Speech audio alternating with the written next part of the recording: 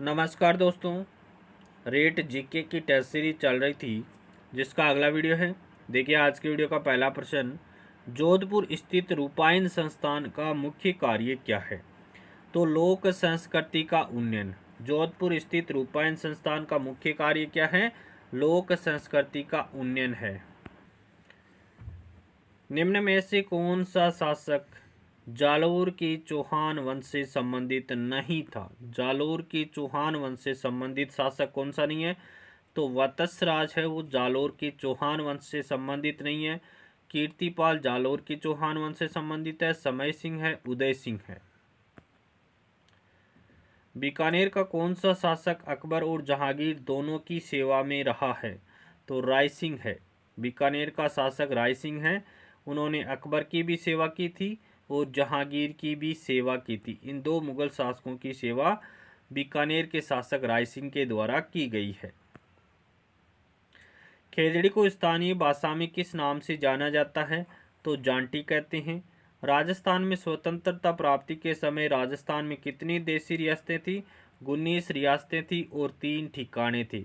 ठिकाने कौन कौन से थे? नीमराणा, जो कि पहले अलवर में पड़ता था, वर्तमान में कोटपुतली बहरोड जिला में पड़ता है। कुशलगढ़ बांसवाड़ा में। और लावा है, वो पहले टोंक में पड़ता था, अभी जयपुर में पड़ता है।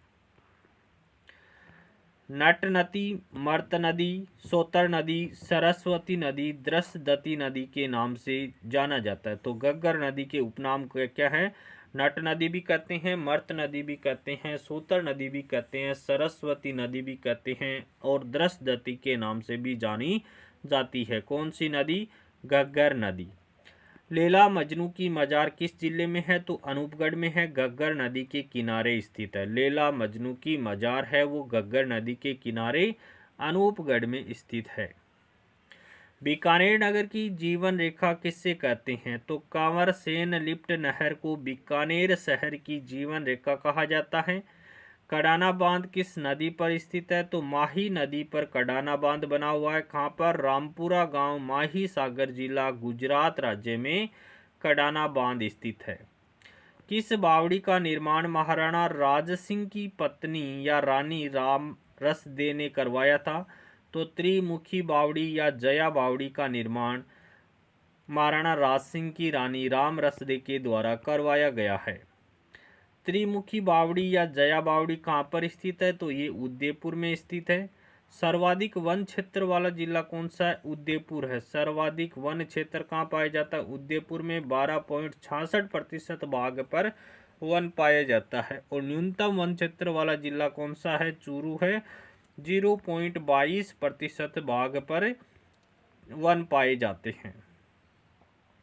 थार का कल्प वृक्ष किसे कहा जाता है? तो खेजड़ी को थार का कल्प वृक्ष कहते हैं।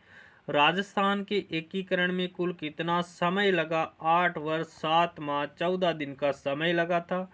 राजस्थान का पूर्वी संभाग कौन सा है? तो भरतपुर है राजस्थान का पूर्वी संभाग। और राजस्थान का पश्चिमी संभाग कौन सा है? जोधपुर संभाग है, वो राजस्थान का पश्चिमी संभाग है।